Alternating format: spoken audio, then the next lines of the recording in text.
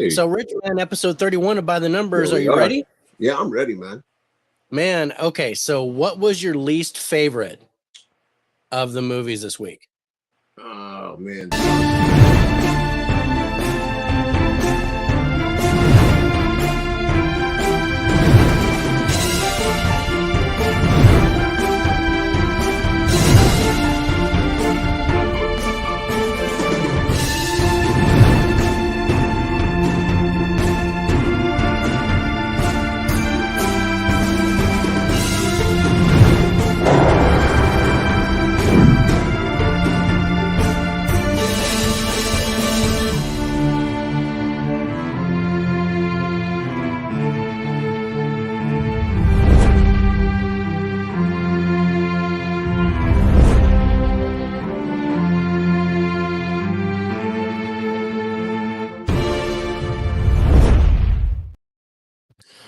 What's up, everybody? Thank you for joining us as the Faces for Radio podcast presents By the Numbers, where we take new releases, we review them, like them or hate them, we tell you what we thought.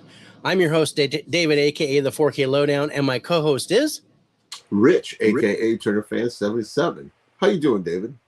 I'm doing good, brother. How you doing? Okay, man. Okay. All right. So gotta make a couple with my name. But I don't have my entire name on there. I don't know what happened. But yeah, so this is episode 31 of By the Numbers. Man. We're just chugging along. We're probably gonna have 60 episodes this year by the time we're done. That's good. And we got 5 movies. 1 from the theater, and then the rest are streaming. Netflix and Hulu. And then there's one that actually came out on physical several weeks ago, and then that was the one that was just released to Hulu. Oh, okay. See, I didn't know that. Yeah, I've been seeing it at Walmart, and I'm like, nah, I'm not gonna buy it. I'm gonna wait, and then boom, it shows up on Hulu, and I'm like, boy, I'm glad I waited. Yeah, I was gonna say, I'm glad you waited on that one. I'm glad I didn't buy that one. But not to be outdone, Evan beat us to the punch and actually commented before we got on, and he says, "Cookie time along with the top 5 moment for sure." Also, sorry to Rich again. Dude, I get it. I really do. I really get it. He's referring to his review of Clerks 3. Yeah. I think you take out all that silliness and just focus on Dante and Randall's relationship. And that's what I did. I take myself out. I refuse to accept all that silliness. And I just focus in on Dante and Randall. And for me, that's what makes the movie. Not Jay and Santa Bob, not Elias, not that other dude. It's Dante and Randall. I don't know that I did not like that movie until the end, and then the ending was good, and I was like, damn it, Rich, I wanted to punch you in the dick for a totally different reason. Because I was like, I already have my own my own belief system in the whole Clerks trilogy that I just don't like it. And then you had to pull a good ending on me in 3, and I was like, damn it. Spicy's in the house. What's up, Spicy? He says Clerks 3 was good. He enjoyed it. It's also Adam's least favorite of the trilogy, which is interesting. Our good buddy, the bearded Four Eyesman, who you're doing we're not even supposed to be watching this today series where you're talking about all the Kevin Smith movies. And I had a blast talking about Dogma. That was a lot of fun. Yeah, it was. Really enjoyed that. Evan says, I only like the beginning, so we need someone to just like the middle, and then we can get a good review. See, I like them when they're making the movie, when they're going around making Randall's life. What's up, Sarah? What's up, Sarah? Hope you're doing good. Pretty good. Yeah, I was talking to Sarah a little bit over on Dell's channel. He's doing his movie swap with Mel. And that was a lot of fun. I loved their movie swap. Again, 2 totally different movies, So it was really cool to kind of get their viewpoints on each one. And I like Dell's show, and I'm looking forward to more of those. And I'm glad we actually started a little later so I could actually catch most of that. Yeah. I finished watching 12 Angry Men for the first time for Harrison's show, and we're going to be recording that tomorrow night. So I had to finish that movie, which I said I liked. I really liked 12 Angry Men. Yeah. Yeah. Sarah's back from her cruise. Yeah, I heard you told me. That's awesome. I'm glad you got to go on a cruise, and glad you had fun and made it home safely. Yeah. My wife and I are trying to do that for our 30th anniversary is do a cruise. Either that or we're going to go to Hawaii. Really? You want to go to Hawaii right now? I want to go to Hawaii right now. Spice says, I'm with you, David. Wish you would just let us know beforehand what movies they're doing so we can watch beforehand. Yeah, I just thought I'd throw that suggestion out to Del. I understand his point. He wants to surprise them with the movie. So he's doing it for the guest and interviewing the guest more so than it is for the movies. But I thought that it'd be cool if I knew the movies beforehand so I could rewatch them, and then I could actually join in the conversation and ask questions about the movie. But we'll see if if Dill does that, cool. If he doesn't, I still like the show, and I still recommend you guys going and see it. It's called Movie Swap. He does it every Tuesday night, and I think it's at 5 p.m. Pacific, so 8 p.m. Eastern. Wow, first watch for 12 Angry Men. That one always blows my mind each watch. Yeah. I want to check out the remake. 12 Angry Men is I love 12 Angry Men. Yeah. Dude, and my first watch was last year. When I bought the Criterion Blu-ray. Oh, it's on Criterion? Yeah. And it was, oh man, it's phenomenal. I love into that. Yeah. I really like that. Movies will come in. My dad asked me. I'm going to Hawaii in a few weeks. Kauai, though, not Maui. Oh, dude, go to Kauai, man. Take the road less traveled. I do want to go to Maui because I've never been to Maui. I've been to Oahu. But my wife and I have never been there together. So that's something we might do for our 30th is go there, and then we'll go to Maui and stay over on Maui. And see, Hawaii it's one of those dangerous places. You got a lot of volcanoes. You're surrounded by water with tiger sharks and stuff. And you can get killed by a volcano, and a tiger shark can eat your ass as you're running from the lava. Dude, I've already been stung by a scorpion. Yeah. I had a rattlesnake jump at me earlier this year. Didn't get me, thank goodness, but he was pissed. And bears. So yeah, I'm not no problem. I'll punch a tiger shark in the nose. I don't care. So Evan says Criterion Blu-ray Kino for 4K with the remake as special features for 12 Angry Men. But yeah, no, I really like that Criterion Blu-ray. It was really cool to watch. Yeah, the only active volcanoes are on the Big Island. Yes, that's actually the island of that's Kona, or the island of Hawaii, is the one with the active volcano. But there's still sharks in the water. So there's still sharks in the water. There's still sharks in the water. Yeah, you can't tell me the sharks are just on the Big Island, surrounding the Big Island. No, the sharks just surround the little ones. They don't go near the big islands. No. I didn't see any sharks on Oahu when I was at Waikiki. I just think there's too many people there. They just kind of avoid that area. But there's also this little inlet. So it's like they have this rock jetty that comes out, and then you can swim all in behind, and there's no fish in there. Nope. So nope. Haha, there's sharks in the water here in San Diego, so no biggie for me. Right? But you got great whites there too, man. I used to live in Orange County. So yeah, I used to go surfing on that beach all the time, Newport and Huntington. Volcanoes add new land. I don't know why you're trying to sell it for Rich. I don't think he's gonna sell it for me. He's not gonna do it. I'm not even going to get him to be able to come here and sprint to the house anymore. He's like, I'm not even going in your scorpions, house. Let alone scorpions inside your house. And no. You got scorpions in your bathtub, bro. I'm not coming in your house. I'm just going to sit in the car. Yeah. with the radio going. With the windows up and locked. With the windows up. It's good to see you. I'll text you. I'll text you. Let's go live right now. I'll just put my phone That up. would make for great TV. I'm in Dave's driveway. I'm not getting out of my car. It just got dark. There's noises coming from outside. I don't know what the hell's going on. Yeah. The only predator on land in Hawaii is the wild pigs. We got that too. They're a little dangerous too. Yeah, they got that. Yeah, they'll gore you, man. Nasty. It was Rich. I'm doing Kevin Smith's conference in Hawaii. You want to come with me? Oh, I don't know. That's tempting. And now he's tempted. Now you might have sold him. I think he's gonna pass on that. Mm-hmm. I don't know if Evan's full of shit or not. I kind of want to go. And I don't like Kevin Smith, but I'll go to Hawaii. And what's up, caveman? What's up, caveman? Dude, yeah, he was on Dell's Movie Swap as well.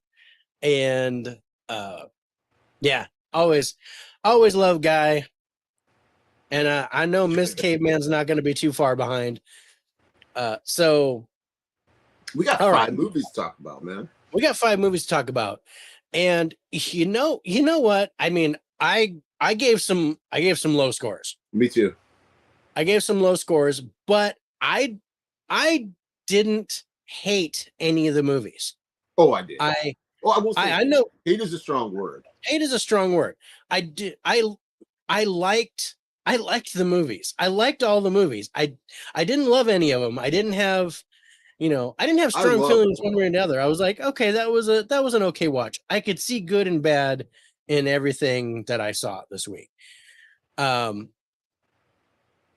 But let's just get right to our lowest scored movie because In Strike? Yeah. Oh, fuck. So this counted as a foreign film to me. This was a foreign film to me. Because this clearly made, you could tell the way the camera looked, the film looked in the opening credits. That was to me as a foreign film. So if you're thinking it's a foreign film, that means your cast score is a 9. Yeah. Did I not change it? No, you just gave me a 5. I didn't get that. Oh, see, I mean, I agree because most of this film's in Chinese. Mm-hmm. And I've noticed as we watched a lot of foreign films, Chinese films have a look to them. Yeah. Oriental films have a look to them. And I don't know, I don't want to say it wrong. I don't know if it's the type of cameras they're using.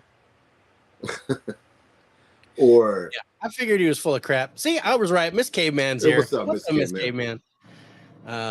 Saying, hey, one of your movies I loved, one I turned off and I couldn't finish. I already know which one it is. We talked about it, I think, in Geeks and Flicks last night. Oh. I'm not sure what he meant. One of your movies. Did he watch is it one of yours or did he watch the 5? One of our movies tonight. One of our movies tonight. Okay. Yeah.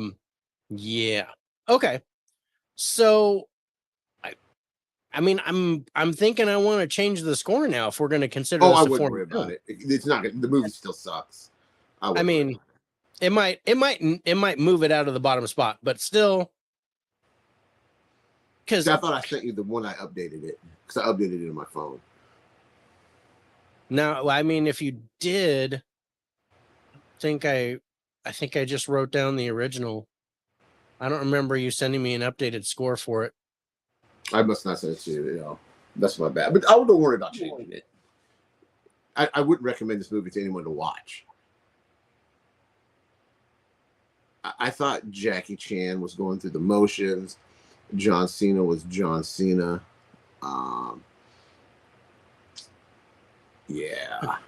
Spicy says, almost watched this movie the other night. Convince me. I don't know if I'm trying to convince you to we're not going to or convince you not. to watch it. Okay. So here's the thing about Hidden Strike. I liked it. There are elements here that I enjoyed. I didn't. Jackie Chan is really feeling his age. He has no business fighting anymore. I mean, they could totally tell that he was really slow. He was definitely having some issues, especially running, just moving. He was having trouble. John Cena seems slow too. But... John Cena is always slow. I know John. John's slow. John is not a fast dude. Is this all CGI? There's a lot of it. There's a lot of CGI, but there's some practical stuff too. Mm-hmm. There's some explosions and things like that. There are some practical effects here as well. Kama says, I think Rich just sank any chances of them convincing you, Spicy. Yeah, no, Rich didn't like it. I enjoyed it. I had fun. I thought it was funny, and I came in with no, all seriousness was gone. I was like, I knew this was just going to be just action and trying to be funny, and that's exactly what I got. So I actually didn't mind this movie.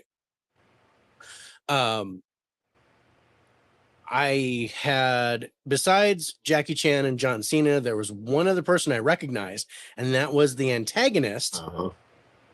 He was the bad guy in Run, Sweetheart, Run. Yes. And yeah, he was a demon. Yes. He was a demon. Yeah. So I was like, and I liked him in this. He's still a creepy bastard. He still did the thing, and I liked him as a bad guy. He makes a great bad guy. There was no real story behind this. It's like, okay, we're gonna run these giant buses across the desert. We're gonna fake a sandstorm, and we're gonna have all this stuff happen, and you guys are gonna have to fight to get out of it and try to figure out who's the good guy and who's the bad guy. But no, this script was written in crayon. The acting wasn't very good. The story wasn't very good. So I mean, Spicy, I am gonna say I can't recommend this to just anyone, because you have to really lower your expectations. But I had fun. I enjoyed it. Definitely not my least favorite of the group this week. But because Rich scored it so low, our average score turns out to make this one the lowest scored movie on the countdown. Yeah, I gave it some pretty bad scores. You gave it a horrible score, bro. I did give a good score for cinematography. Yeah, that was the thing. I thought the CGI was pretty good. I thought the practical effects were pretty good. But I mean, that's really the only high spot here. And okay, just before I do this, Evan's got to go. Sister from out of town's coming over. Hopefully I can make this later. Turtles loved it. Hated Heart of Stone. Turn that off 45 minutes. Okay, I get you, bro. You take care. Enjoy your family, man. Yeah, I appreciate that. Family comes first. Tell your sister hi for us. And if you come back on later, awesome.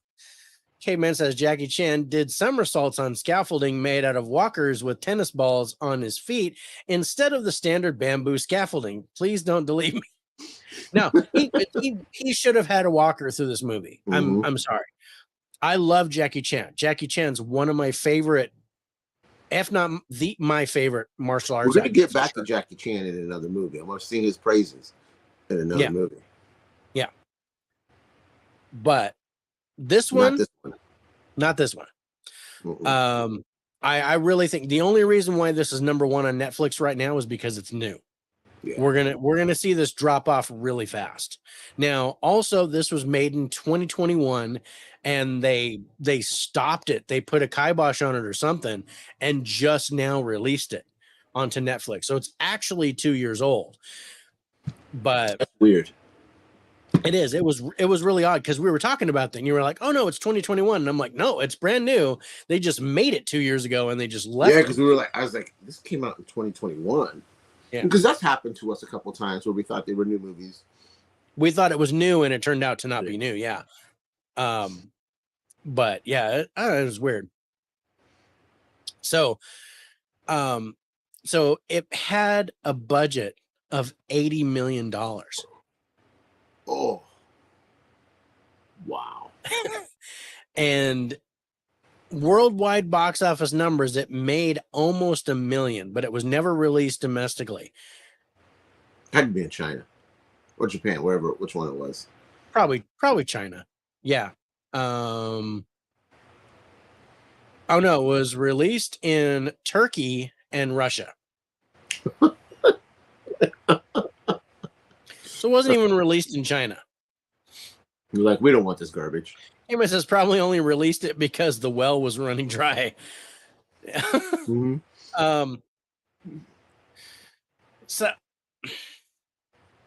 So yeah, it is what it is. It's not good. It's not. It's not good, but I had fun. The fight scenes between Jackie and John Cena were awful. Yeah. Even the grenade thing, I was like, what? And the grenade thing's been done. They've done that. He did it in Super Cop. Super Cop was funny because it was him and Michelle Yeoh, and he was like, just pretend like you pull the grenade and throw it, and she actually threw a live grenade, and he was like, ah! So they run and jump out of the building, and the whole thing blows up in Super Cop. And this one was just kind of like, oh, okay, slowly put that back in. Okay, good. Now we're gonna go back to doing what we were doing. But it was like, I rolled my eyes when he fucking did his you can't see me or whatever he said. I was like, oh, why? Just why? When Jackie did it. Oh no, I thought John Cena said it. He did it, but Jackie Chan did it too.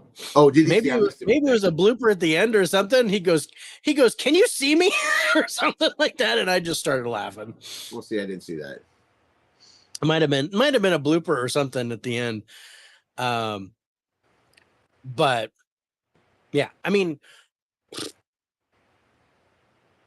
I say avoid it. I say that's an acquired taste. I enjoyed it, but I can't really recommend it to anyone. So let's go to our highlights, which your 8 was in cinematography. Mm-hmm. And I actually gave an 8 to the plot because I liked the trailer.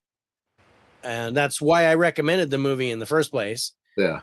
I also like the ending. I like that whole with the crash and the explosions and all that. I dug that. Otherwise, some 7s, some 6s. You had a 3 and 7. some 4s. So let's go to our final thoughts. Oh, Kama says, Spicy, you will have to watch the Bill Murray nesting dolls dance instead of this. All right. I say, you know what? If you got Netflix, I said, go ahead, check it out. I don't think you're going to like it, but like I said, I enjoyed it. I lowered my expectations quite a bit, and I had fun with it. And hey, Pasa Harrison, ¿cómo estás? I really appreciate you being here. We were just talking about you. So let's go to our final scores on Hidden Strike, coming in at number 5 this week. IMDb gives us a 5.3. Rotten Tomatoes critics score 25%. Audience score 56%. Rich, you gave it a 50, and I gave it a 66 for Faces for Radio score of 58. That's about right. Yeah, I'm happy with that score. Yeah. Everybody's saying hi to each other. All right, so let's go to number 4. So our number 4 movie comes at us from Hulu.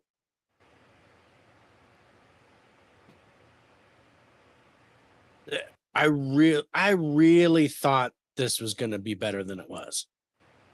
I was really hoping this was going to be better than it was. As soon as I saw who the actors were in here, I knew one actor was going to shine, but then I was like, yeah, no.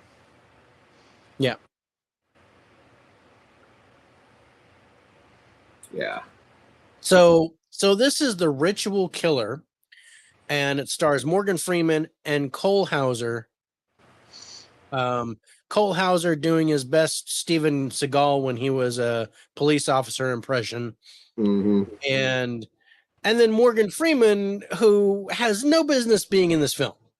Yeah, he looked like he was annoyed too at points. He was just like, "I'm doing this for a paycheck," or he lost a bet or something. I don't know. He was like, "All right, give me the script." It's just like, just I don't know. Maybe he was a fan of Yellowstone or something, and he was like, I want to meet this actor or something because this movie sucks. I don't know. And then of all people, and this is one that you wouldn't know, but the bad guy is a former football player named Vernon Davis, who played tight end for the 49ers. And of course, I recognize his ass. And I was like, what the hell is he doing in this movie?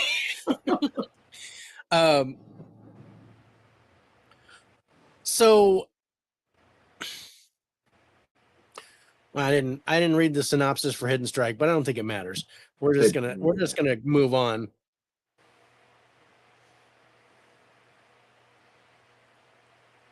So the ritual killer says a detective on the verge of retirement teams up with a professor of African studies to track down a serial killer who is performing the ancient black magic practices of Muti.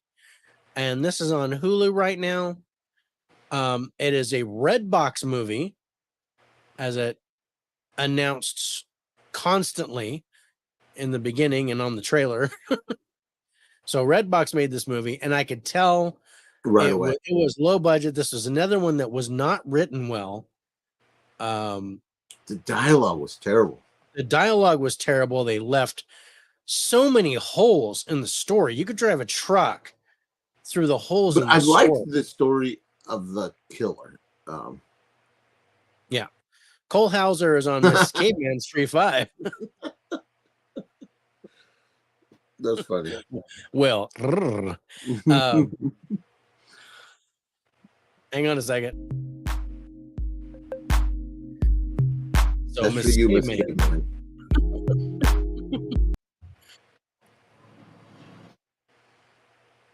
Spicy saying Hayden Harrison. But yeah, so Vernon Davis is the killer, and I'm going, and I know he's retired, but I was like, he can act? No, he can't. So the only bright spot in here is Morgan Freeman, and it's obvious that he's the bright spot, but even he's like, he phoned it in and he was still a 7. Mm-hmm. But there is a layer to Morgan Freeman's character in this that I want more of. Yes. He really foreshadows it too early on. Yeah. And I didn't really expect it when we got to that part. Because this movie was hard for me to pay attention to because it is what it was, Yeah. And then when I don't know if I missed it, if they laid more seeds. Because I know when that one guy came and saw him, he knew who he was. Yeah. But then when it went straight to, I want to say the rescue scene, whatever, and I was like, oh, okay, didn't expect that a little bit. Mm-hmm. Well, yeah, that was the thing. I was like, I didn't like the ending because really, Cole Hauser didn't have anything to do with it. It was, I'm like, okay, so how is he the star of this? How is he the protagonist when, he's asleep for the end of the movie? But there's this part in the ending with Morgan Freeman and the knife and him staring at the girl. Mm-hmm. And you're thinking, okay, what the heck's going on? And then there was so much more to Dr. Mackles, who was Morgan Freeman's character, that Cole Hauser doesn't even realize until the end of the movie. And then he's like, oh, well played. Like, dude. And then did you have a package in the mail? Yeah, I was like, What? Why? Mm. Did I miss something where it was talked about? Yeah, that was the whole part of the Muti. That was the whole part of the Muti is um the more important the body part, the greater the power. And the whole thing is about, eating the body part. So and I Okay, don't want to so spoil it for anybody. I don't think this is worth a watch, you guys. Yeah. I don't think you could stay away from this. I like the Yeah. premise. I like the concept, but the execution was horrendous. They did a terrible job writing this thing. Yeah. I mean, this was worse than Hidden Strike in writing it for me. I was just don't get crazy. Yeah, okay. I'm gonna get crazy because I expected Hidden Strike to be written bad. That is true. I didn't expect you're this right one on to be that. written You're so 100% bad. right on that. Yeah. So Caveman says part one, as Mackle said, eating the eyes can give you the ability to visualize the future. So there's a possibility that Rendoku's eyes could help Boyd with his cases in the future. Part two, perhaps the loss of his daughter is an important reason for him to consume Rendoku's eyes because Boyd feels responsible for her death. Obviously, Caveman has seen this movie. Yeah. Because and obviously he thought way too much about it. He really went deep into this. He did. Me, I'm just like, don't eat that. That's nasty. That's nasty. And how long has that been in the mail? I'm just gonna say, and there was no dry ice. It wasn't packed in dry ice, or it was put in a little wicker basket. Yeah. And and Cole all those in favor? I no. Just obviously he didn't watch Poisoned or other movie. I know he didn't watch that documentary. He should have watched that documentary. Mm-hmm. Yeah, that was gross. I will never buy a cantaloupe again. But right. So I don't know. I mean, like I said, this is one where I was intrigued by the concept. Mm-hmm. I love serial killer movies. Me too. I love mysteries, thrillers like this where there's some kind of theme and things are going down. But it does this garbage in this movie that just doesn't make sense. And then you get this football player guy who's trying to act and he's not very good. Cole Hauser, who's got his KFC frequent flyer card in hand. He's a big Kentucky Fried Chicken eating dude. Yeah. In this movie. That's Yellowstone money. Yeah, I didn't expect that. But and then Morgan Freeman, he's like skinny. It was like, okay. So Cole Hauser got all the food at the set when they were filming this. But yeah, so I'm going, okay, what's the deal with Dr. Mackles? We don't get it. We don't get that. We don't get that answer. How does he fit into all this? I think they should have put more of that sprinkled in. I think there should have been, they should have had the thing happen with Morgan Freeman before he was sent the eyes and all that. That should have continued in the movie where you got just a taste. Because I think, the killer Rendoku wasn't even close to as powerful as Mackles. I think as far as the witch doctor thing, I think Dr. Mackles was like way more powerful. Yeah.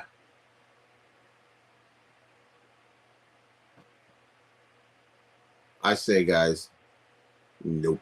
Skip this. Yeah, we bit the bullet for you with this and Hidden Strike. Yeah, this is I liked Hidden Strike better than this, but I really this was just poorly executed. I was more disappointed in this one because I was really looking forward to a good story here. Yeah. So this had a budget of 17 million. And again, it was released where it was released. It was released in Russia and Italy, Italy, and Brazil, and made $250,000. Wow. So let's go to our highlights for The Ritual Killer. I think, I scored yeah. this higher than Strike. Yeah, you obviously. did. Yeah, you did. That's why Hidden Strike's number 5, and this is number 4. So, you actually gave an 8 to the story, Mm-hmm. Which I gave a 7. I think my highest score is a 7, but you gave 7s to you gave a 7 to the acting, and again, that's Morgan Freeman. He did all of that. Yeah, he did. And then 6s and 5s. I'm like 7 for the ending, 7 for the story, and then 6s and 5s. So yeah, all in all, not recommended. I have no idea. There's a lot of eyes there. And Probably for Cole I'm not that hungry. Oh, I was thinking she had eyes for the Ritual. She had eyes for a Cole Hauser. Yeah. Baby. All right, so let's go to our final scores on Ritual Killer, coming in at number 4. IMDb gives us a 4.2. Rotten Tomatoes critic score 11%. Audience score 19%. I'm going to remove Rich, you gave this a 57 and I gave it a 60. So the Faces for Radio score is 58.5. And yeah, poopy. Yeah.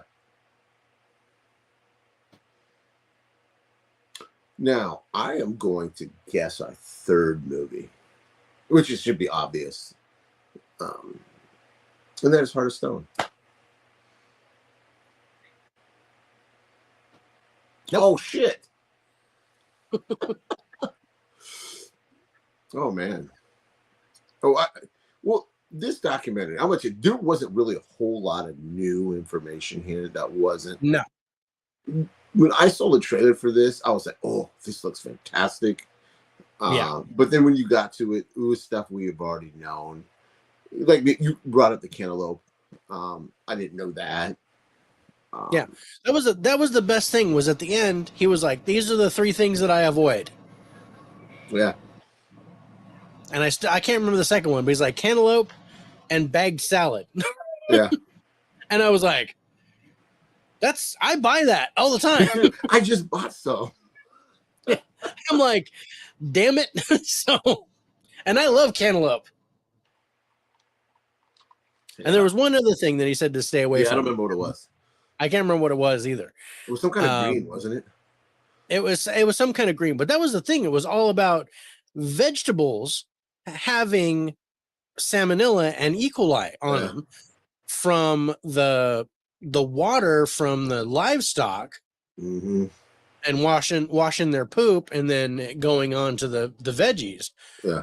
And how there's no regulation for that because they have one company monitoring the livestock and they have one company monitoring the veggies, but not what's going on in between. Yeah. And the fact that they're so close to each other. Yeah. And there's just there was no answer. Yeah. There was no answer at the end of the equal sign. There was nothing that said, okay, here's what we're working on. They were just like, yeah, we don't handle that. And then they go to the other guys and they go, them 2 people just kept saying, oh, that's not us. Yeah. Oh, that's not us. It was like, well, then who is it? And they're like, oh, we think it's this guy. And he's like, it's not me. Yeah. So Caveman says, muddled, vaguely irritating, and somewhat offensive. This unthrilling thriller moves lifelessly through its story and has a bizarre, comes from director George Gallo, who last gave us the agonizingly head scratcher of an ending, The Ritual Killer, Bad Vanquish. Oh, Vanquish was awful. And yeah, it was the same director. So I was like, oh, Vanquish was so bad. And that was another Morgan Freeman too. It's like, I don't know. I like he's got Morgan Freeman on speed dial to do he's got something on Morgan Freeman. He's got something on Morgan Freeman. Like he's got him dancing with Miss Caveman or something. And I don't know. Cantaloupe, I'm already married. Ha, ha, ha, ha. Good dad joke. Caveman.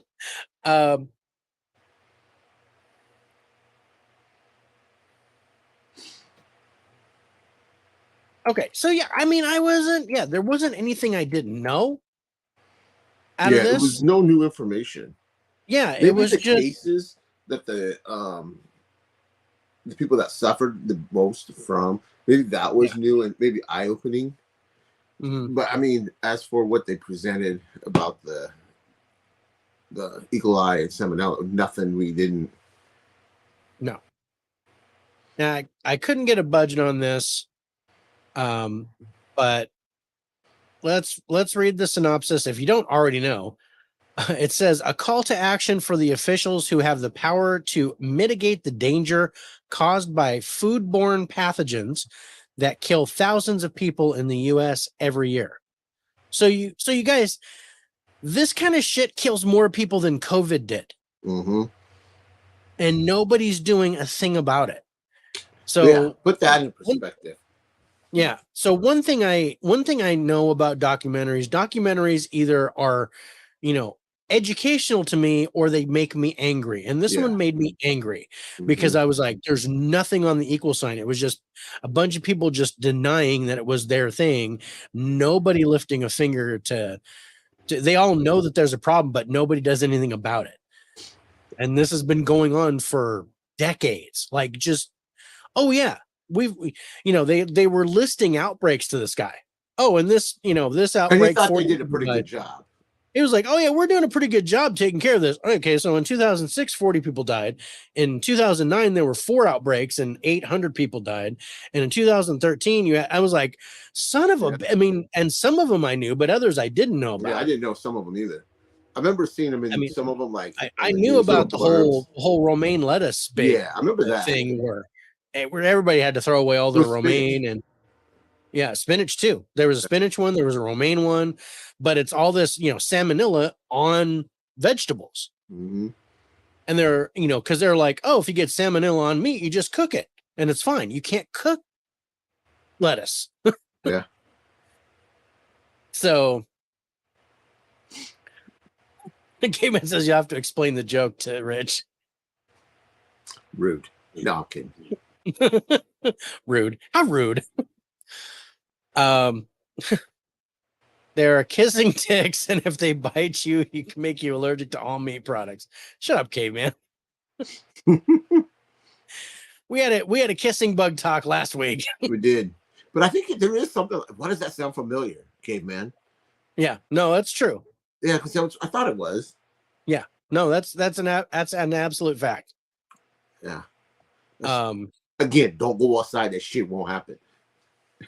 Stay inside and watch movies. Stay inside, watch movies, get your vegetables delivered. Yeah. Hello Fresh. Yeah, Game Man's like, it's the truth. It is. I mean, I felt bad for the girl that possibly gets to have kidney transplant. That's terrible. And the guys, the kid that died. The guy's daughter that died, where she was like on the soccer team and stuff like that, and she died 2 days later because she had recovered. A salad. Yeah, she recovered, but one of the guys, earlier on the documentary, this guy's son died. He was maybe 8, something like that. Yeah. But anyway, those were terrible. I mean, I didn't know about those deaths or about the effects. What happened to people. That was it. Yeah, they're just terrible, terrible. Could be prevented. About this. But yeah, nobody's doing anything about it, and that really pissed me off in this documentary. I'm like, so you guys are answering the question. Oh yeah, we know there's a problem, but it's not up to me to find a solution. I also liked how when they got, it's towards the end of the documentary, they went to the restaurant and they showed like the prep table of the meat, the cheese, and how there's other departments handling that product. And then you had a health inspector. The health inspectors are in charge of the restaurant. You know what I mean? I liked that part. Yeah. Harrison says what's crazy to me is there isn't a Yeah. whole lot we realistically can do about it. Even if you buy organic, there's no guarantee the food you buy came from a farm without Grow it pesticides. yourself. Well, yeah, not only that, but it could be organic with no pesticides or anything, but it They could be can still right have next poo to on a it. dairy farm and get shit in their water, and then that Mhm. shit gets sprayed on the vegetables, and then regardless of whether it's organic or not, it's still got E. coli or salmonella on it. Hot take. So I think organic is a gimmick. organic is absolutely a gimmick. Yeah. You can grow your Yeah. own fruits and vegetables. Yeah, but knowing my luck, I'd have a dog piss in my garden, and That'd be my luck too. I'd be like, okay, Yeah. and I can't get shit. I'm great with plants that flower, but I have a terrible time with vegetables. I can't get vegetables to grow. I don't know. And I think it's can't the get area. I nothing. think just the weather here is just horrible. But I don't know. But it's just there's nothing you can do. And there's nothing. I'm like, can we figure out some way to filter that water or change, fix the water before it gets over to the vegetables? And I don't even know if we can do that. Yeah. Joe Rogan did a whole podcast about this too, with a guy who created a farm that is completely independent, where even the soil isn't tarnished. Fascinating stuff. Dude, that would be great. But yeah, it's definitely not cost effective, but and that's the problem. They want to cover as much area as they can, so they have livestock here and they have vegetables right here, so they're not wasting anything. And then it's the most cost effective. They can make the most money that way, but it's not safe for us. Yeah. So I don't know. What I do know is that there were some really sickening things in here. Mm-hmm. And when this guy was talking, yeah, I was like, dude, I don't even want to go to the grocery store anymore.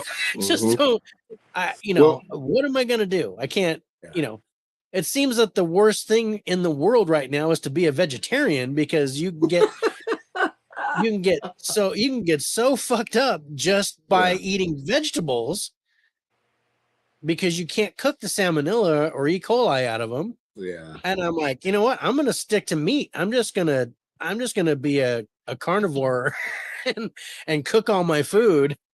Yeah.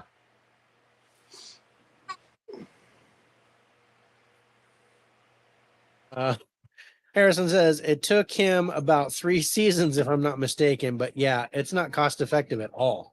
No, I mean, it's great that he did it, but nobody else is going to do it. Yeah. Nobody else is going to go unless they absolutely require him. Yeah. To do something, raise the bed of the vegetables, or do something with the water before it gets there, or something to keep the shit from getting to the veggies. And that seems like that. Just keep the shit out of the veggies. That's all you got to do. Keep the cow shit out of the veggies. You think they act like it's rocket science? Yeah. Or go hunting. Know exactly where your food comes from. You're right. You know what? Yeah. Again, that requires outside, Harrison. And I go in the woods. Outside work. He will not go outside. Bigfoot can get me. A mountain lion can get me. A bear can get me. A rattlesnake can get me. I'm fat. I don't move fast. Okay, I am slow, so I can't outrun a snake, a squirrel, nothing. It's gonna get me. Squirrel. I could see being chased by a squirrel. No, I will not go outside. That's why I'm the whitest Mexican you will ever see. Oh, okay. Let's go to our highlights on Poisoned: The Hidden Truth About Your Food. So you actually threw a couple of 10s at this. You threw a 10 at the plot, so the trailer was really good to you, and you threw a 10 at the wild card for it being a documentary. I didn't give those scores, but I agree with your points on those. I actually threw a 9. I gave it a 10 because they highlighted the people. That was the reason why I gave it a 10, because I think those deaths and sicknesses should have been brought to light. Yeah. Yeah. I gave a 9 to the ending, and then I gave 8s to the wild card, the cinematography, because I liked some of the shots that they did. I did like the plot as well, and I gave an 8 to the acting because I believed what everybody was saying. And anger or not, there was, there was a lot of truth coming out. And like I said, it wasn't too much that I hadn't heard before, but it just seemed really weird where, don't you,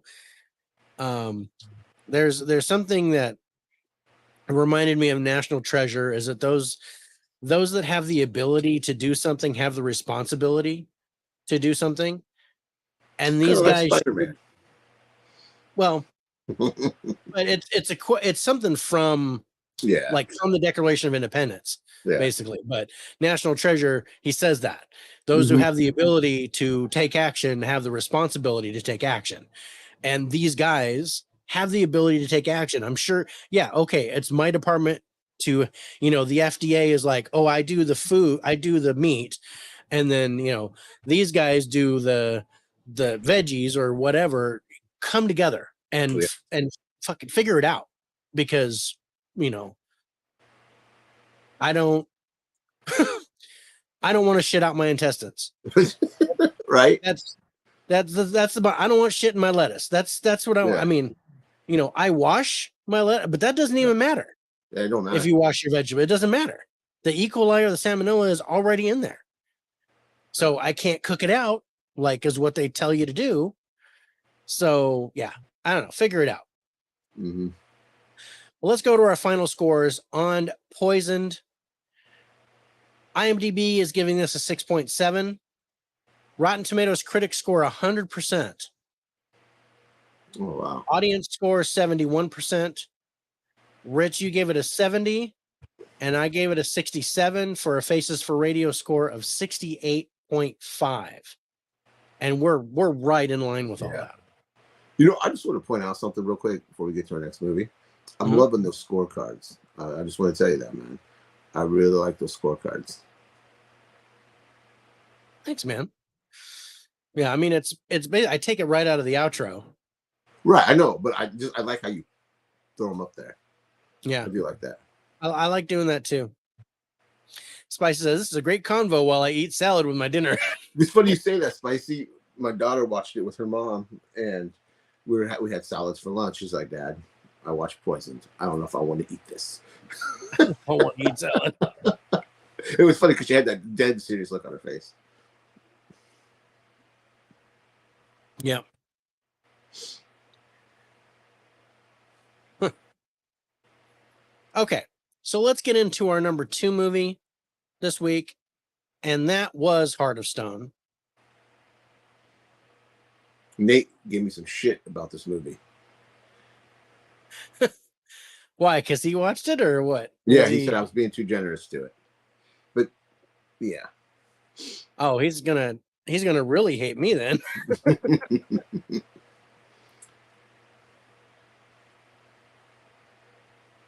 I scored it higher, not for Gal Gadot, but for a couple other people that really kept me interested in the movie.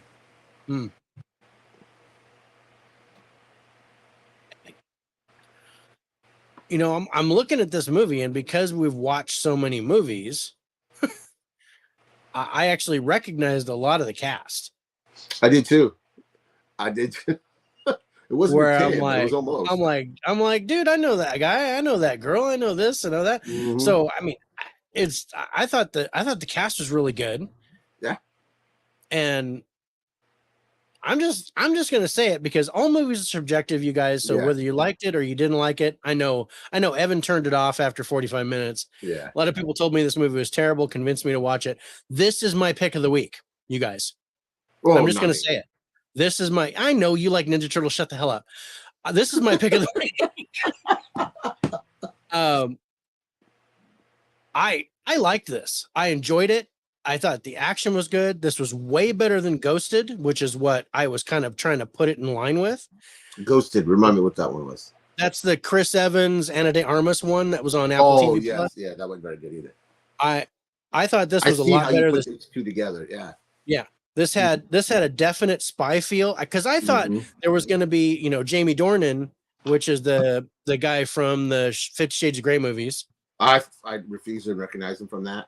I recognize him from Fallen. Okay, or Synchronic with Anthony Mackie. But anyway, I thought there was going to be a love interest there with those two. And it did look like it was going to start to build that way, but then something changes. Yeah. And I don't want to spoil it, but I like the twist in it. I like how see it coming. Yeah, I like how it plays. Yeah. I think they let the cat out of the bag as far as Gal Gadot's character too soon. Yeah. And I really think they could have played that out longer. But once you got to that scene, I mean, you really couldn't. Yeah. Well, yeah, once you got to that one piece where it was like, okay, you either do this or you blow your cover, or you do this, and you're like, and once that decision, I was like, okay, there's no way to get past it now. But again, I don't think the writing was all there. I think they left holes in the story. But this, with the guy who was the techie guy with the curly hair, yeah, he was in Army of the Dead and Army of Thieves, and I like him. I think he did a really good job. You got BD Wong, who shows up out of nowhere. You got Glenn Close, who's in this movie. I'm like, what the hell is going on with this cast? This cast is crazy. Yeah. So that's one of my favorite parts, is seeing all these big cameos with these big name guys, to where you're like, oh dude, I had no idea this person was in the movie. But I like the action. I dug it. Like I said, this is my pick of the week, not by much, but yeah, this is my favorite movie out of the 5. So Rich, what were your thoughts on this? Gal Gadot is Gal Gadot. She's the same character in every movie she plays. There's no range with her. But what held this movie together for me was the villain and her rival that starts out. Yeah, the villain or the antagonist? Jimmy Dorn. Okay, so that's the villain. Yeah, the villain. What did I say earlier? Because you were like the villain, and I was like, the antagonist is the girl, the hacker girl. Yes. So I liked her. I liked her a lot. And then I liked the person in the chair. She's absolutely Wonder Woman in this. I like the tech guy in the chair. Is that how you ever say it? The guy in the chair? The guy in the chair. Yeah, that's the dude from Army of Thieves and all that. I like him. I loved everybody around her a lot. But when it came to her, it felt flat. It felt like, even the way she delivered her lines, I didn't like. I don't know. It's just, she's beautiful. I'm not going to take anything away from her. I mean, there's a reason they put her as the lead. Look at that poster. Yeah. She's gorgeous. Yeah. She's got that JBF hair going on. Yeah. But yeah, no, she's not the highlight of this movie for me. Me neither. It's the rest of the cast. Yeah. I like Jamie Dornan. The action scenes were great too. Yeah, the action scenes were great, and it wasn't because of her. I thought she was just kind of there. Yeah. I thought you could have plugged someone else into that role, and it would have been just as good. I don't think she did not make the movie for me. It was the ensemble. It was the rest of the guys. Who I think would have done great in this was Charlize Theron, because from Atomic Blonde. I thought she would be great in this role. Okay. Because I loved her in Atomic Blonde. Too long. The runtime on this is 2 hours and 2 minutes. Yeah, I agree. It's a little long. They could have cut 15 minutes out. I think they could have trimmed some fat off of this, and it would have been really, really good.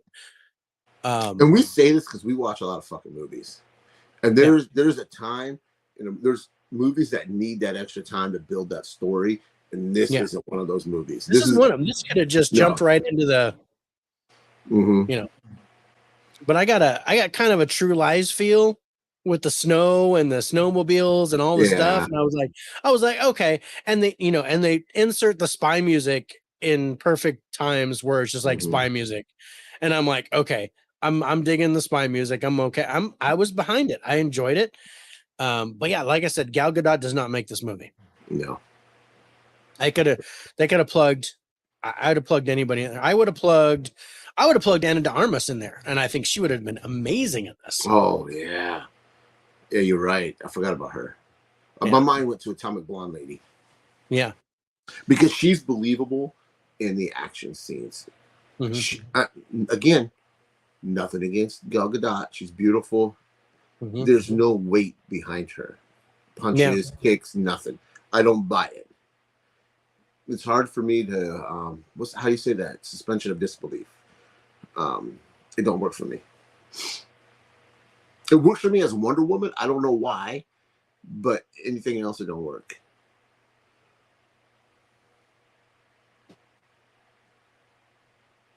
I think it works for Wonder Woman because they're making her superhuman, and she's not superhuman here. That is true. And because of that, she feels like she's just normal. It didn't feel like she was that good of an agent to me. It was just kind of, I'm like, okay, yeah, she can fight, but I think the main thing was that she was kind of hiding in plain sight. And then once they figured out who she was, because I like this whole other organization, because yeah, she's working with the FBI, and I didn't read the synopsis, so it says an intelligent operative for a shadowy global peacekeeping agency races to stop a hacker from stealing its most valuable and dangerous weapon. And I like that too. But I wanted more about the heart. I wanted more about this weapon, this thing that the agency uses, which reminds me a lot of like Person of Interest, or something like that, to where they can like predict bad guys or predict things that are about to happen. Minority Report, something like that is what it felt like. But they don't give us enough to that. Wait, I dozed off. Who is Rich going to plug? What? I have no idea. I don't know what that means. I have no idea what you Rich is gonna shoot somebody, or I don't know. I don't know, Caveman. But I mean, to plug into take out Gal Gadot. I said I was gonna put in. Oh, he wants to plug in Charlize Theron. Yeah. I want to plug in Anna de Armas. I mean, I would like to plug Anna de Armas. I would like to plug in. I could both like a lot. I would plug them all. Let's line them up. Yeah. And there we go. Yeah, sure, why not? Plug them all up. But yeah, as far as emotion goes, I didn't get a whole lot from her. You get more. I did get it. Go ahead. Yeah, I did get it from the hacker girl. I thought she was great. And I love that last line at the end when they're in the truck or the van, whatever, and that dude turns around and says, I can still throw you in jail, right? We can still. I don't know why that made me chuckle. I think it's one of my favorite lines of the whole movie. Because she's like, as coffee's cold, you still belong in prison. Yeah, something like that. Something like that. I can still put you in jail. And she's like, oh, this is great. Thank you so much for the coffee. Yeah. Because she was going to hand it back to him. This is cold. Really? Cold? Yeah. I could put you in a box for the rest of your life. God, I wish I was there so you could hear me laugh. That'd be funny, Caveman. No, we're going to get you on the show. Yeah. Maybe not by the numbers, but we'll get you on a high five. And we'll. Oh, you have to have him on a high five. We're definitely going to do a high five. I'm thinking November.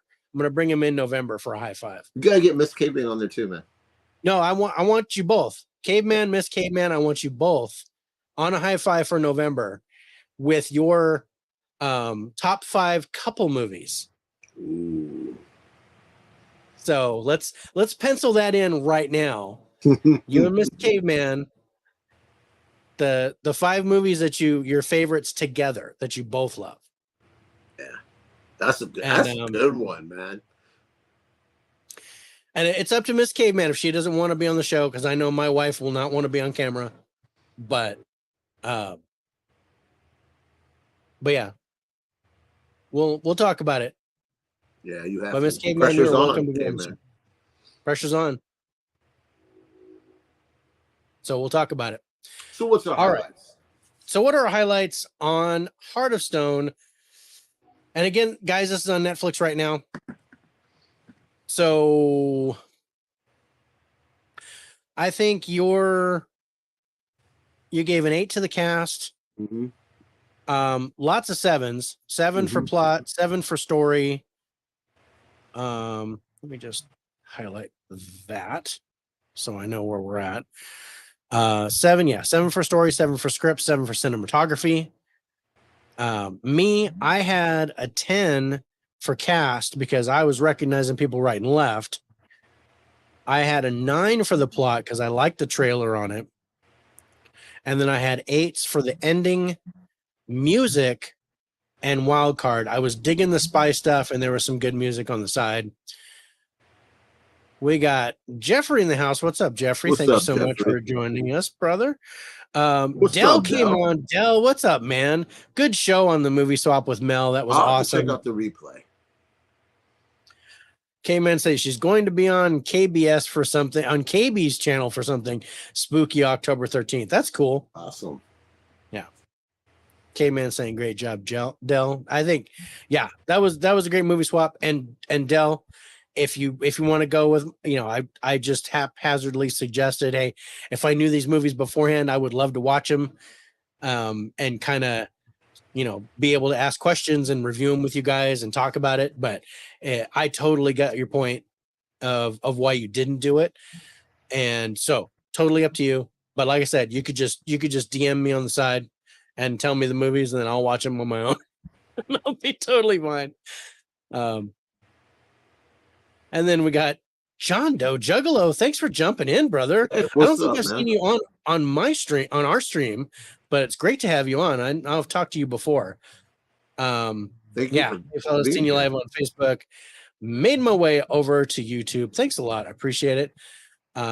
Sup, Dell. Yeah, very different movies tonight. Thanks, guys. Yeah.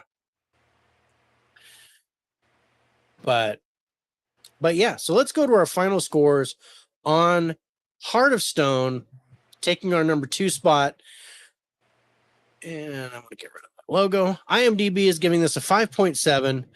Rotten Tomatoes critics score 31%. Audience score 59%. Rich, you gave this a 64. I gave it a 75. For Faces for Radio score of 69.5, and it takes our number 2 spot. I said I went high with it, but I really enjoyed it. And that's good. I'm glad you enjoyed it.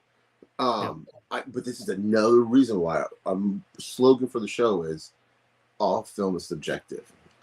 This is another great reason why you really enjoyed this. I just thought this was okay. Yeah.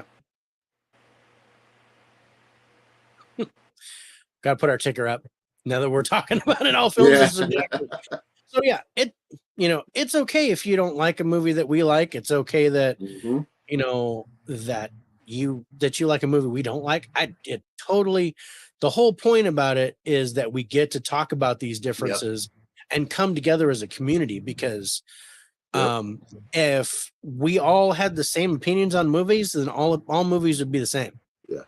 And that would suck. On our show, we will never down talk you for liking a movie. Even if you like Princess Bride, I will never make fun of you for liking Princess Bride. Never. Yeah, or Clerks 3. I would never do that to you guys. But yeah, or Groundhog Day. Yeah, Groundhog Day is another one I didn't like. But yeah, I do. We'll give each other crap about that. Yeah. But it's never with hate. But it's never in anger. It's never. Yeah.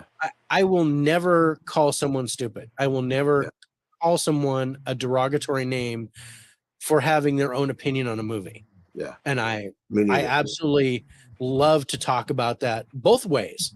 Yeah. So yeah, if I like a movie and you don't, I would love to hear your thoughts, and I give you my thoughts, and then we're like, cool, we can agree to disagree. And it makes Like for better discussion. in this case. Yeah, it's the discussion that's great. But if you're going to tell me that I'm stupid because I don't like this, that I like this movie, and I was like, well, why?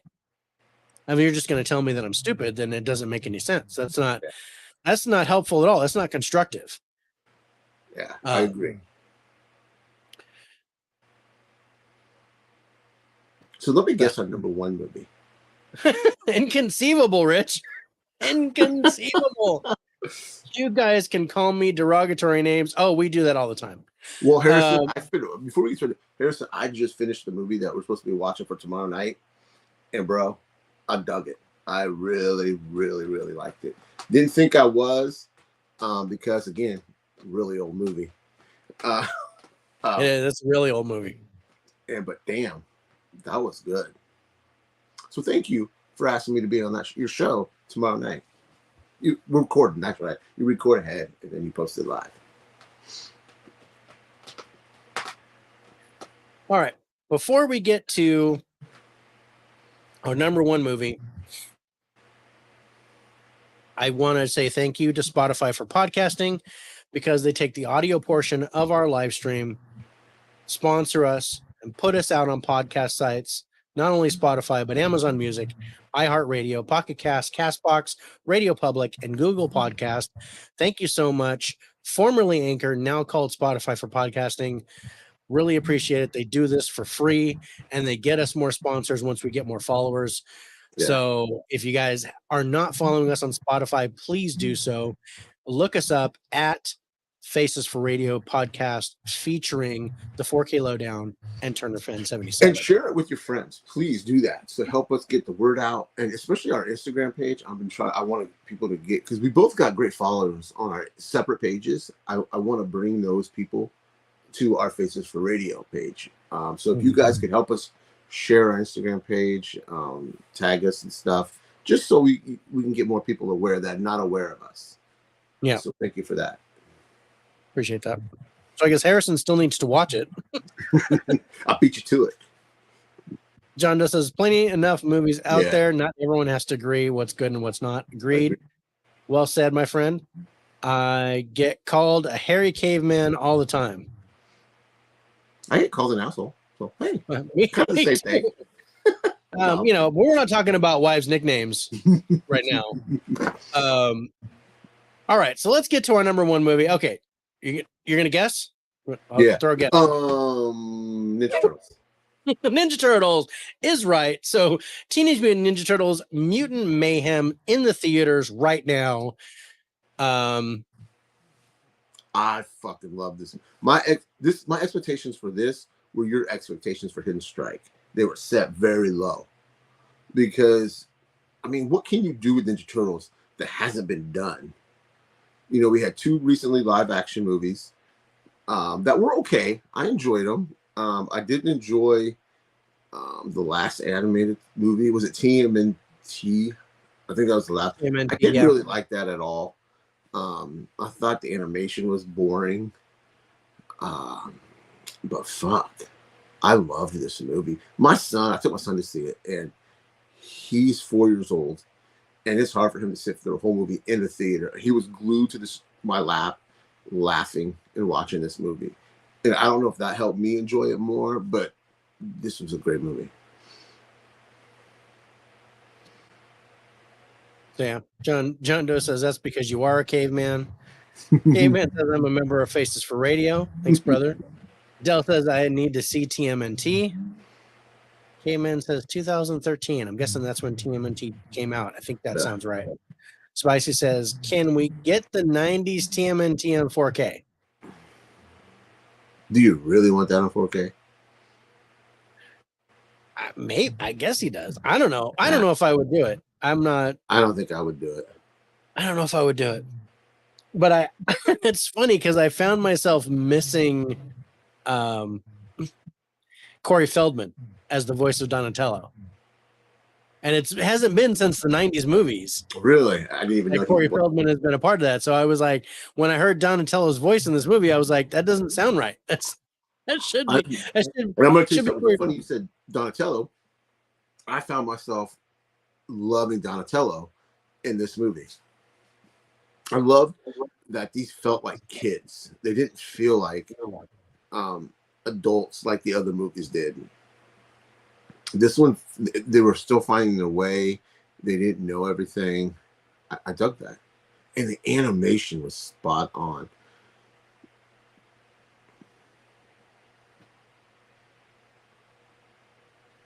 Okay. So it has a budget of $70 million and it's made right about 96 million at this point. So I think it looks to make its money back. I think it's going to do okay.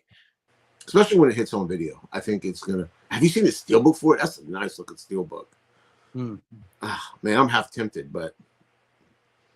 Harrison says, I like the 2007 TMNT movie. Of course, I was a little kid when it came out, and I haven't watched it in like 15 years. I thought it was good. K-Man says, you could see the actor's face in the mouth openings in 4K. That's what I meant. Do you really want that on 4K? Yeah. Okay, so I'll read the synopsis. The film follows the Turtle Brothers as they work to earn the love of New York City while facing down an army of mutants. I mean, standard, stuff. I like the fact that this wasn't Turtles versus Shredder. Yes. That's another thing I like too. I'm glad you said that. I like the fact that this story has a different bad guy, different things going on. I loved Ice Cube. Ice Cube as the Fly dude. I was like, okay, there's a lot of voices I recognized in this. It's funny, we got 2 Jackie Chan movies and 2 John Cena movies. And Jackie Chan was fantastic in this. I loved him as Splinter. I like Jackie Chan as Splinter. Yeah, he was awesome. I dug it. It made sense to me. It was just like seeing him as the monkey in Kung Fu Panda. It totally made sense. And the voices never took away. Something we talk about. The voices did not take away from the movie. Didn't take away from the characters. Yeah. I agree. What do you think of the art style? I did not like the art here. Really? This was my weakest point of this movie was I did not like the artwork, particularly with the humans. I don't know what kind of Picasso shit is going on with their faces, but it really bugged me. And I liked the action. It had a claymation or stop motion feel to it. And I can't say I don't know if I like that or not, but I'd have to say this one, it's the artwork that kind of takes me down a little bit. I liked the story behind this, and I liked the action scenes. I liked the characters. I am a Ninja Turtle fan from way back, but yeah, the art kind of bugged me, and that was weird. I saw your score for it, and I'm like, I don't know. I wasn't feeling it. And, on top of that, I got such shit from my wife making her watch this movie. She was not happy. I'm sorry. I apologize. She was not happy. She goes, Rich make you watch this shit? And I go, yeah. It's all Rich's fault. I Miss David Lowe. Leona, right? Leona, I apologize that I made him take you to that movie. I hope you can accept my apology. Yeah, she was like, no. I go, do you like the movie? She was like, no. No. That's funny. She absolutely hated the artwork. She was just like, she was not feeling it at all. But I saw elements of Into the Spider-Verse A lot. in the fight scenes and in some of the stuff. But it was when they were still and they were talking that it felt claymation and stop motion to me, and I think that's kind of where it was bugging me. But when they were getting into the action, like the car chases and stuff like that, and shit was going down, I enjoyed that. So John Doe says haven't seen it, but plan to buy it day one. I'm gonna buy this. Yeah, I don't know. I might buy day one. I don't day one buys. I don't know. I don't know if I'm gonna buy it. I honestly don't. I do like the steelbook though. Yeah, that steelbook is nice. Speaking of steelbook, it's definitely kind of swaying my decision. So I might grab the steelbook.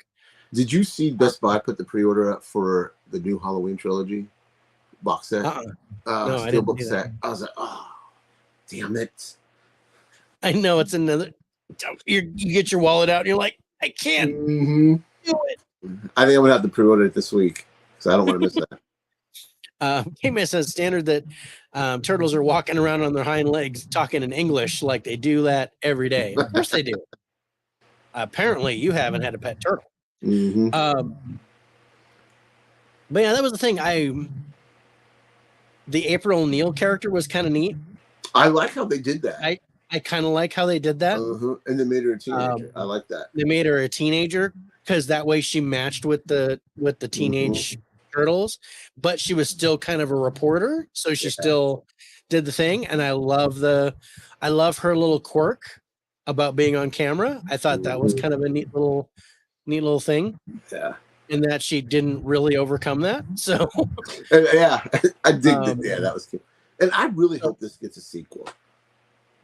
And I like how each of them look different. They don't all look the same. Yeah. No, I like that. See, I've always been I got a picture of the turtles and then I got a picture of the bad guys. I've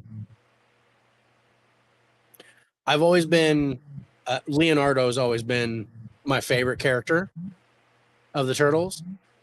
So I liked how they did Leonardo. Did a good job with him. I think they did a really good job with him.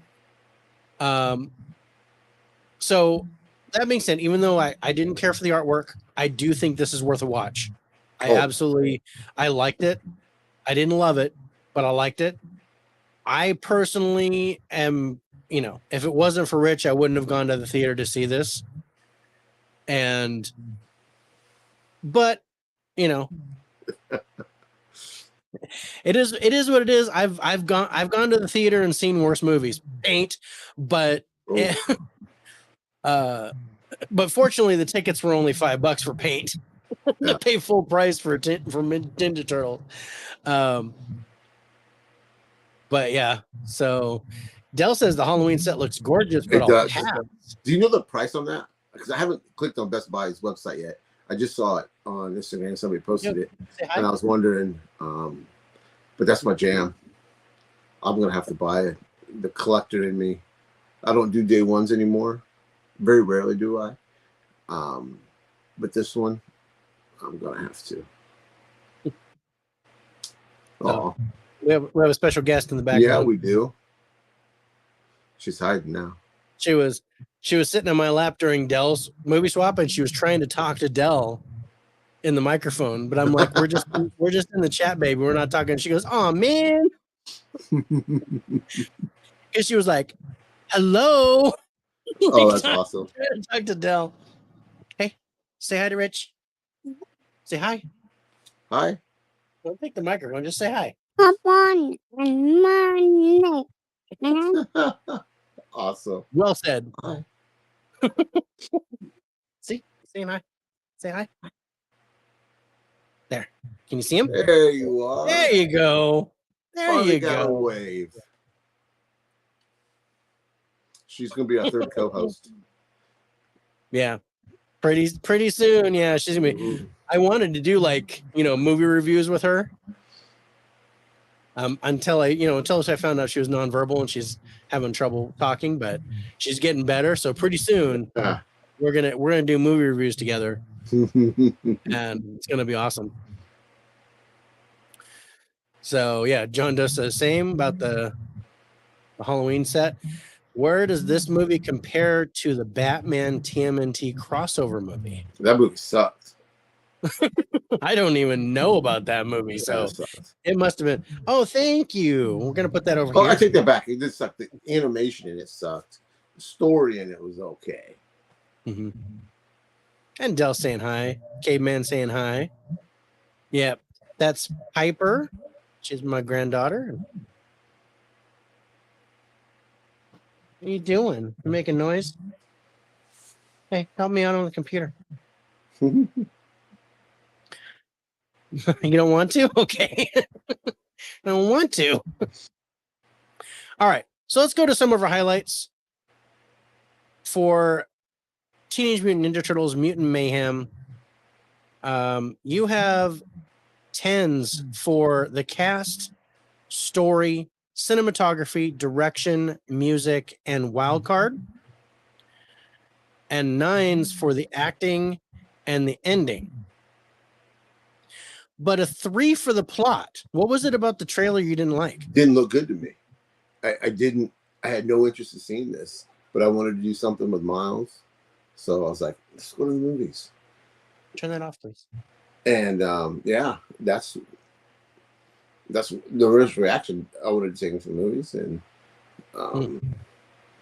why not? It's a kids movie. Hoping for the best. If we had to leave, we had to leave, because we've had to do that before. Yeah, we had to leave in Spider-Man No Way Home because she couldn't take it. Yeah. She doesn't mind watching it here, but in the theater, she is not. Yeah. She's not good in the theater. She can't sit still. Miles wants to. He's very active. Don't touch that. And he sat on my lap the whole time, pointing, laughing. So yeah, like I said, I had no interest in seeing this. Don't touch.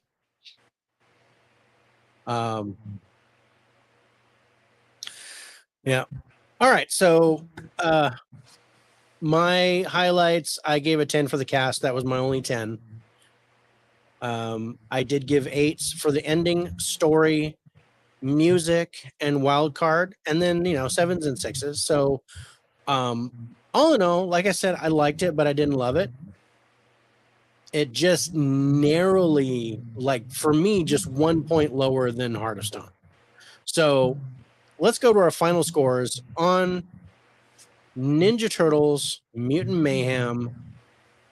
Where's my picture? There it is. IMDb is giving this a 7.5. Rotten Tomatoes critics score 96%, audience score 91%. Rich, you gave it an 89, and I gave it a 74 for the Faces for Radio score of 81.5, taking our top spot this week.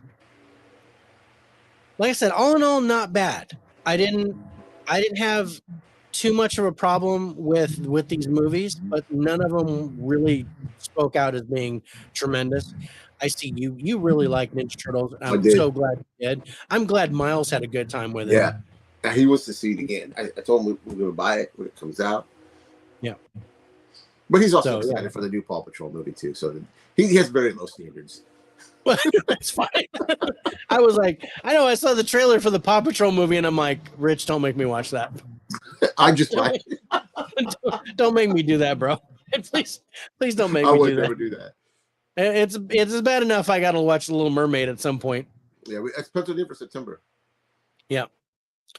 All right. Speaking of which, let's talk about. I think that's our show. Let's talk about what we've got going on for next week. Next week, 8/22 is hitting theaters this Friday.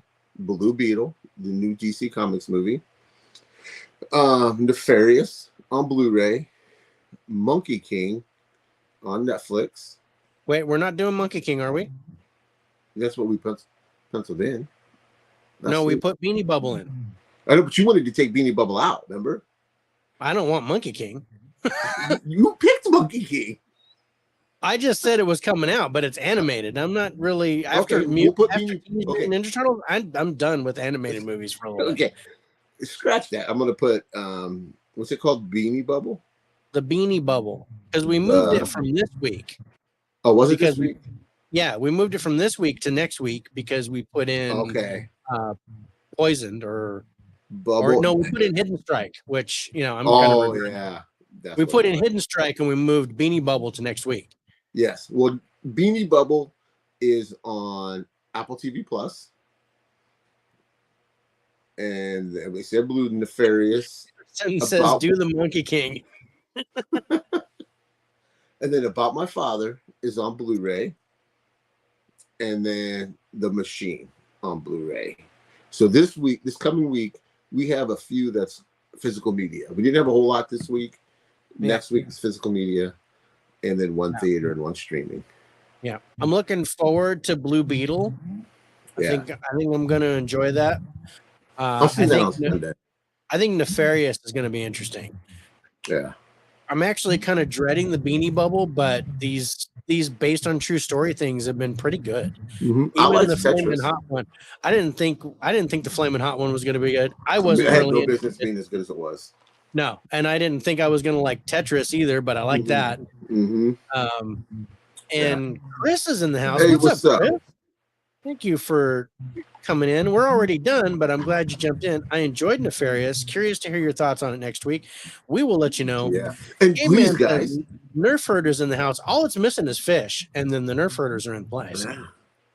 Guys, try to watch these movies if you have the time, and then give us your thoughts. Yeah, join in the conversation if you know about. We would love for you guys to start watching the movies. You know, I know there's 5 movies. A lot of people don't have the time. But watch as many as you can, and then join the chat with us, because we love that. We love hearing your guys' thoughts. Yeah. All right. Well, we are done for this week. After this, we have a live stream on Instagram. Mm-hmm. We are going to talk about. Well, we're going to talk about this show a little bit. Then we're going to talk about our draft picks for our Disney top 10 and see where we're going to go with that. I'm interested. Mm-hmm. Because it's strict. We're not talking Marvel. We're not talking Pixar. We're not strictly talking Disney. Fox. Just Disney studio movies. Yeah. So I'll be interested to see what we pick. Yeah. I don't even know what I'm going to pick. I honestly don't. No idea what I'm going to pick. I've got one movie in mind that I want to pick. I got one movie. I got maybe 2. I honestly don't know what else I would pick. But it's going to be interesting. So you guys, after this show, definitely, give us a few minutes and then you'll see us on Turner Fan 77. Will bring it up on his live and then I'll join his. Hopefully it'll work. We did have some issues with Instagram last time. We did finally get it working. Del, thanks a lot, brother. Really appreciate it. I think until then, I want to say thanks you guys for watching. I want to thank everybody for watching on the replay that comes in. Yeah. But I think we're done for this week. Yeah, we are. You guys have a great week. God bless. Take care, everybody. And we'll see you next week for By the Numbers, episode 32. Until then, I'm Dave, and that's Rich, and we're out of here.